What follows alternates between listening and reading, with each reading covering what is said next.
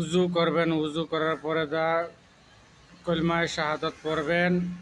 কলমায়ে শাহাদাত আশহাদু আল্লা ইলাহা ইল্লাল্লাহু ওয়া আশহাদু আন্না মুহাম্মাদান আবদুহু ওয়া রাসূলুহু করিয়া আসমানের দিকে লক্ষ্য করবেন, করিয়া বলবেন আল্লাহুম্মা জাআলনি মিনাত তাওয়াবিন ওয়া জাআলনি মিনাল মুতাতাহহিরিন।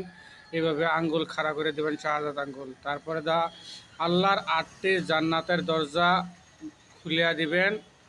আর আপনার লাগিয়া দুনিয়াও এবং পরকালেও লাগে আপনার জান্নাতের দরজা ৮টি খুলবেন ইনশাআল্লাহ। দোয়াটা যদি ভালো লাগে আমি বাংলাতে স্ক্রিনে দিয়ে দিব।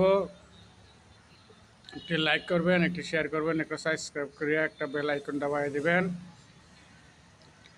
কেন আমরা দুনিয়ার মাঝে আইসি, দুনিয়ার থাকবো না, আজকে আসি কালকে থাকবো না, কিন্তু আমরা আল্লাহর ইবাদত করিয়া যাই।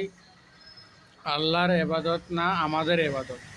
আমরা যদি ভালো কাজ করিয়াতে জান্নাত পাবো, আর যদি মন্দ কাজ করিয়াতে জাহান্নাম পাবো। জাহান্নাম থেকে বাঁচবার জন্যে ইনশাল্লাহ নামাজ পড়তে হবে, আল্লাহর ইবাদত করতে হবে, জিকির আজকার করতে হবে, নফল ইবাদত বেশি বেশি করতে হবে।